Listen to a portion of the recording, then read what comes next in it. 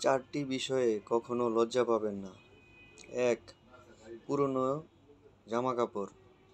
২. বয়স্ক মা-বাবা। ৩. দরিদ্র বন্ধু এবং সর্বশেষ ৪. সাধারণ জীবনযাপন।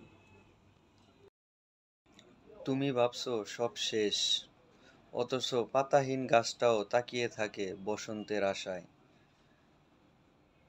ভরসা রাখো ওই রবের প্রতি, তোমার আশাগুলোতেও একদিন আশার আলো ফুটবে ইনশাআল্লাহ। আমার রব চেয়েছেন বলেই এত কিছু হারিয়েছি, আবার যখন দেওয়ার হবে উনিই দিবেন ইনশাআল্লাহ। এখন সামসামি একটা শিল্প, আর এই শিল্পের কারিগররা সব সময় ভালো থাকে, সুখে থাকে। কারণ কি জানেন?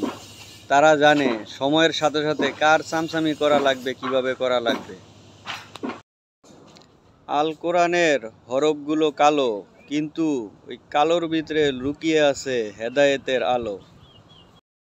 আস্তে আস্তে প্রিয় মানুষগুলো জীবন থেকে হারিয়ে যাচ্ছে। হে আল্লাহ, আমাদের সবাইকে ক্ষমা করে দিন, আমিন। এখন সামসামি একটা শিল্প, আর এই শিল্পের কারিগররা সব সময় ভালো থাকে, সুখে থাকে। কারণ কি জানেন?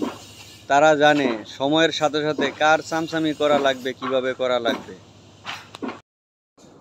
আল কোরআনের হরফগুলো কালো, কিন্তু ওই কালোর ভিতরে লুকিয়ে আছে হেদায়েতের আলো। আস্তে আস্তে প্রিয় মানুষগুলো জীবন থেকে হারিয়ে যাচ্ছে।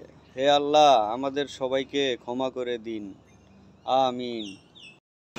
একটা কথা মনে রাখবেন ভাই, আপনি যদি আপনার পিতামাতার সাথে ভালো ব্যবহার করেন, আপনার সন্তানও আপনার সাথে ভালো ব্যবহার করবে।